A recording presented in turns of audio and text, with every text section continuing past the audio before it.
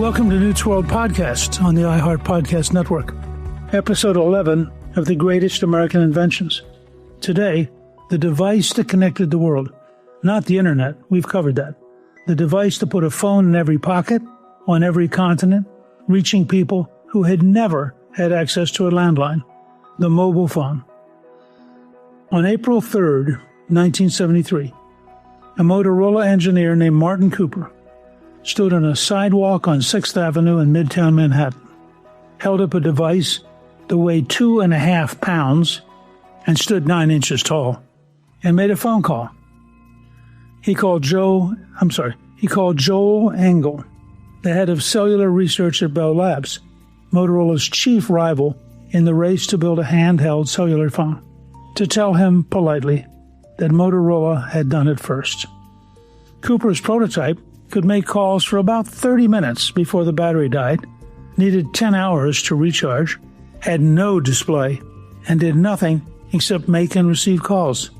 It cost the equivalent of about $30 million to develop. The concept of cellular communication had been developed at Bell Labs in 1970. The key insight: instead of one powerful transmitter covering a wide area, divide geography into small cells, each served by a low-power base station. And as the user moves from cell to cell, the call is automatically handed off. This made mobile telephony scalable. You could serve far more simultaneous users.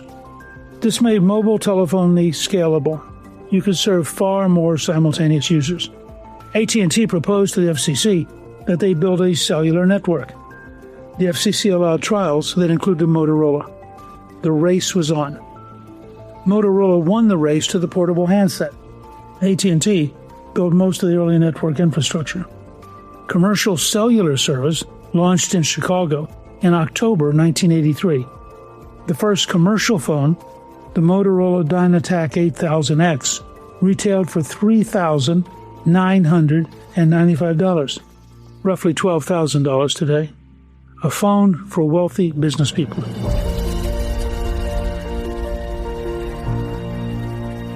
Throughout the 1980s and 1990s, phones shrank and prices fell. Networks expanded. In 1990, about 5 million cellular subscribers in the United States. By 2000, 100 million. By 2010, smartphones had arrived, and the mobile phone had become something radically more than a phone. But before we get to smartphones, that's our next episode, I want to spend time on the mobile phone's impact in parts of the world that often get less attention. In the developing world, the mobile phone leapfrogged infrastructure that wealthy countries had spent a century building. Vast populations in Africa, rural South Asia, and Latin America never had landline service.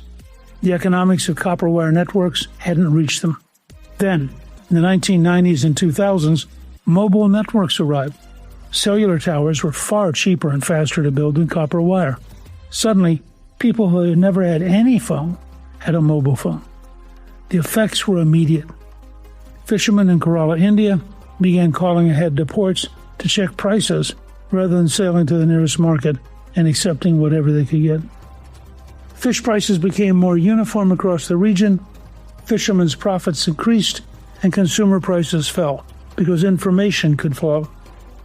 M-Pesa, a mobile money service launched in Kenya in 2007, let people without bank accounts send and receive money via text message. Within a few years, more than half of Kenya's adults used it. People in rural areas could receive money from city relatives.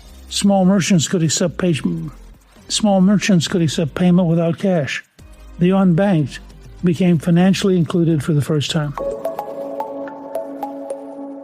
Today, there are more than 8 billion mobile subscriptions in the world. More subscriptions than people. The most connected communication network in human history.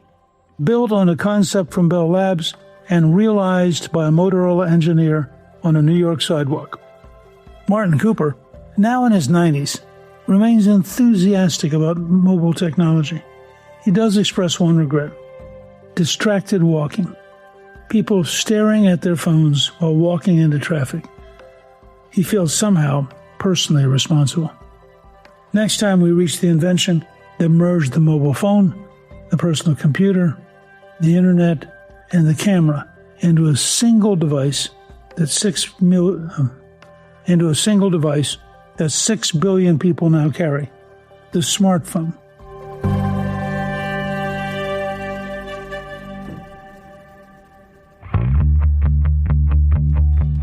Newt's World is produced by Gingrich 360 and iHeartMedia.